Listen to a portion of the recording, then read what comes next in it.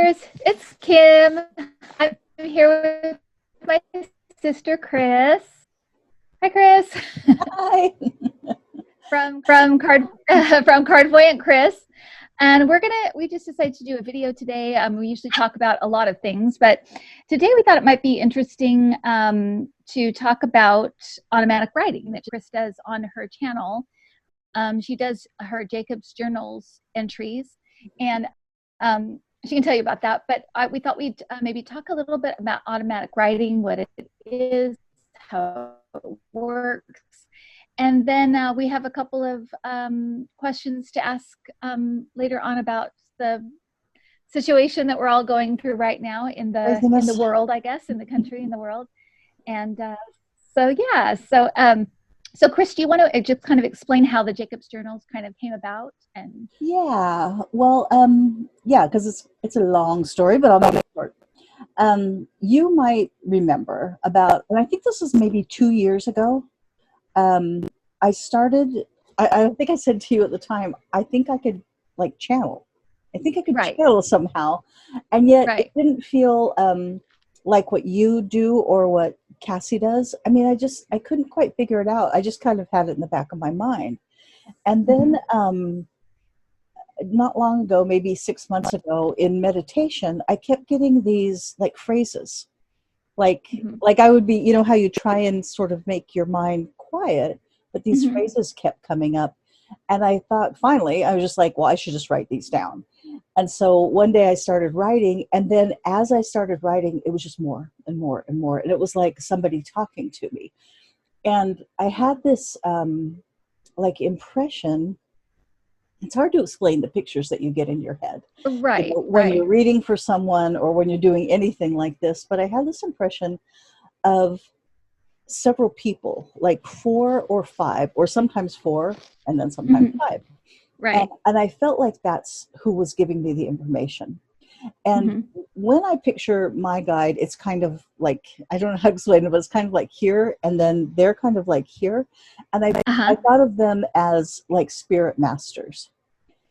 And at first I started calling them my pandemic guides because, we were doing the pandemic. And then it came to me that I should call him Jacob. And then I had this thought of Jacob's Journal. That's what this material should be called, Jacob's Journal. And for a while, I didn't do anything with it because it was just kind of strange, of course. And then I sort of wanted to massage the title. I'm like, Jacob's Journal, do I want to call it that?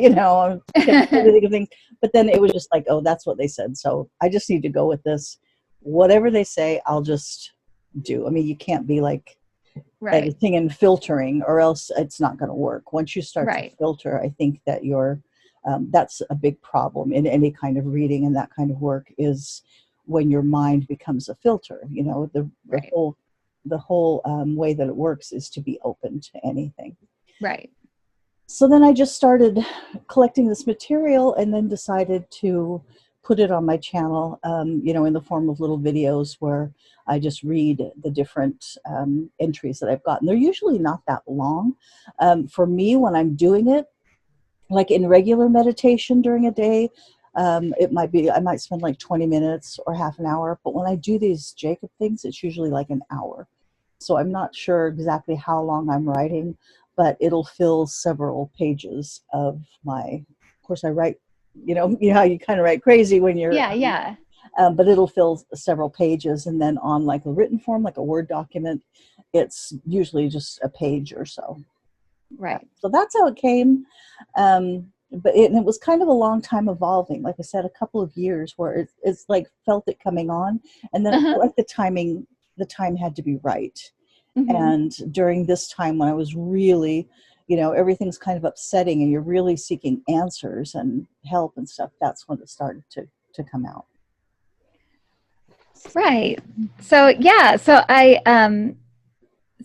I thought I might ask just a few questions that people might want to know, especially if people are thinking they might want to try it, or they think they could do it, or they're just curious about what it actually is, what it feels like. So how did you how did you realize, and maybe this isn't, maybe it's just something you just kind of did, but how did you realize that that Jacob's journals, because you have a channel, mm-hmm. a channel where you do readings and you just, but how did you know that Jacob's journal was meant to be kind of written down rather than just spoken out loud? Like, I didn't know that at the very beginning, right? But I didn't know how else to do it and remember it other than writing it down. Right. And I can talk about that a little bit more because it's kind of evolved and is evolving. But well, I was a writer. That's what I did in like my working life. Right. And when I was writing things that weren't like, like newspaper facts, when I was just like writing on my own, like poetry or something, the way that it always worked for me is that I would have an image or an idea, and then I'd just try and describe it with words. So it was very visual, and then I tried to describe it with words. And that's how this sort of came to me. It's like I would have these images, and then words would accompany it. Sometimes I'd actually see the words in my head, and so they'd accompany it. And then as I was doing it, the material, I would just sort of do it. I just write down whatever I heard. And when I would go back, it was complicated. And I would have to really sit there and be like, no, wait a minute, what? And like, is this really a sentence? Does this make sense? Look at the paragraph. Does this make sense? Of course, it always did. But it's kind of complicated material. And I'm not sure, for me, especially, I need something to be able to look at and like break it down visually. Right. It's hard to just hear this kind of information and assimilate it. I mean, it kind of needs to be written down. So, and two, that's sort of, as I said, I mean, that's what I've done all my life. And so that writing part of it seemed like a natural fit for me. And as we've talked about before, so much that we do in our lives is like preparatory to this work or adds to it in different ways, in the ability to do it. So I think that's why it came in kind of written form.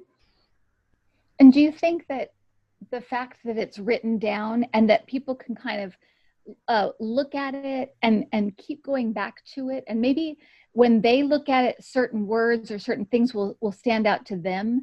Do you think it was like your guide's wishes that it be written down, as well as, because you speak it as well, like when you do it, you say it out loud, but then you have it written down on your website. And so do you feel like you were prompted to kind of keep it in a written form for other people to read? Yes, okay. Definitely. I feel like that's how they see it, and I see it, and that's why I think it's called a journal, because I think it's supposed to be that way. And so do you think that, and I have like questions written down because I was thinking about this, but do you think that, has it made you believe that a lot of writing, whether it's a literature or, because writing is a very physical thing, you do it with your body, you use you use your brain, so it's a very physical thing. Has it changed your mind about certain types of writing, whether it's just regular literature, whether it's scriptures, that it does come from spirit? There is this like a spirit component to it. Do you think in all writing or in certain writings or some? It didn't change my mind about that. It sort of reinforced what I already knew, because I think anybody who writes, or probably anybody who does any sort of artistic thing, painting or anything that you love, really, you feel that way. When I write, sometimes when you get in that really groove, it does feel like it's coming from somewhere else, or it's coming from even like what people might call your higher self. There's a bigger component than just my brain, right? That it's coming from. And when it's really good, it does feel like that, definitely. So this just reinforces that, like that ability. And I don't want to like diminish what people do with their minds and stuff like that, because of course it's them too, but it's this idea, I think, of this blending of like the spiritual and the physical that we talk about all the time, and that's really what it is. And it's it doesn't matter the kind of writing that you're doing. I mean, you could be writing like a comedy sketch, and I still think that when you get in that groove, it's you, and it's also beyond you. Right. And so if somebody was going to want to try automatic writing, I mean, do you think it's something you have to be waited, like you have to wait till you feel prompted to do it? Or do you think you can just say, you know, I like to write and I feel like I'm spiritual, or I feel like I'd like to connect? Do you think it is a good way for people to try, that people can do it if they really want to? Do you feel like you have to be called to do it, like you kind of were? I kind of suspect that anything that's like this, that's spiritual in nature, is available to everyone. But I do think that you sort of have to, like if you said to your, just out loud, I want to do automatic writing tonight, I'm not sure that would happen, because it's like everything, it's a process. You know, so right. It takes a little bit of time, but if you're open to it and it's something you want to try, I think that you'll have support in that, you know. Right. And there may be specific things that you want to talk about, or things that you wonder about, and you just feel like this would be a good way to get that information. I definitely think anybody can do it, and I think there are different forms. I mean, the way that it comes to me is I'm very aware that I'm writing. And especially, and maybe probably to my detriment, I'm very aware of like how I would edit and things like that, because I did that for so many years. And sometimes I have to just, I'm not sometimes, all the time, I just have to let it flow. And then it just sort of comes. But I do have like my eyes open. I am writing. I'm very aware that I'm writing, but I'm still seeing stuff. You know how you can do that. You still see things in your head, a lot of imagery, words, and then I also hear it. It's sort of in my head. But I think there are people who, for them, it's more of really channeling. And so they're very less aware of the actual writing that they're doing, and they're just sort of in the moment and letting it flow that way. So I'm sure there are degrees, but I just feel like all of these ways to connect are kind of available to everyone. It's a matter of you wanting to try this or try that way. It's like tarot too. You know, some people are just not interested in trying to learn tarot, and other people are just very drawn to it, and you know, for whatever reasons. And I really feel like anybody who feels that way, like I'm kind of drawn to it, that they will be able to use that, you know, even though it might take a little bit of effort. Everything takes a little bit of effort, but I think it can happen for everyone. Yeah, definitely. Well, and it's interesting you talk about the form that it takes, because I had a reading with somebody this week, and they were talking about the fact that they wrote lyrics, and so they wrote lyrics for songs. And I was talking about that, and I said something about music, and she said, I'm not a musician, but I write lyrics for songs. And I thought that was so interesting, because she didn't say like, I write poetry. You know, she knew that they were meant to be lyrics for songs. Even though she's not a musician, she didn't know how to write music, but that's what she knew it was meant for. And I asked her at the time, how did you know that this was what it was meant for? Why didn't you say like, I'm a poet, or why didn't you go that form? And she said, because in my head, when I write it, it's rhythmic. It feels rhythmic. And so I think that, you know, just like you, that if people do something like this, to really trust your instincts and trust your own, like you said, kind of what has led you up to this, because maybe you are like a musician, or maybe you are more attracted to like poetry or something, so it will come out in that form. Or maybe it will come out in just like maybe it will come out in a written form that's not necessarily words. It could be pictures or something. I know there's a psychic, I want to say his name is Cash.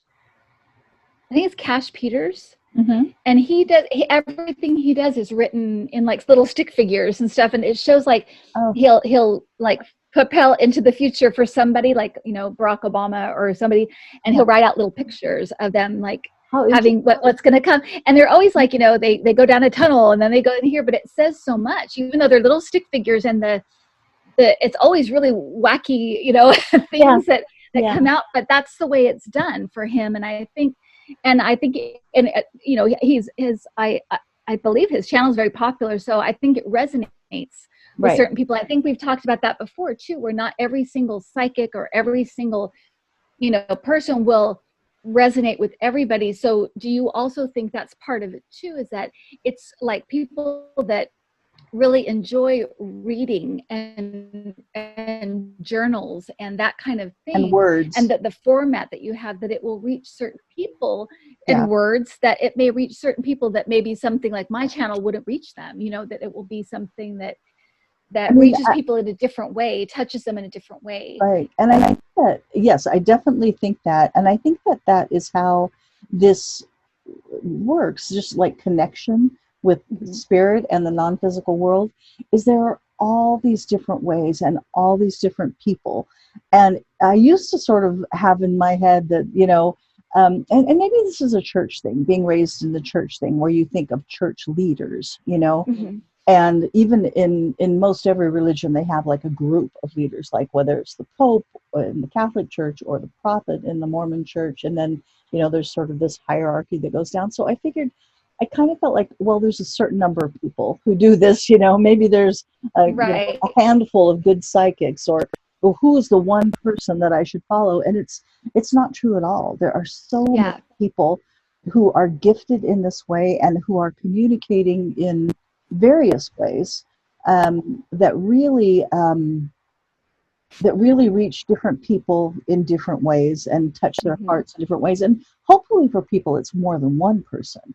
There's several people that sort of resonate with you in that way, and in different people do different things too. They have sort of their specialties.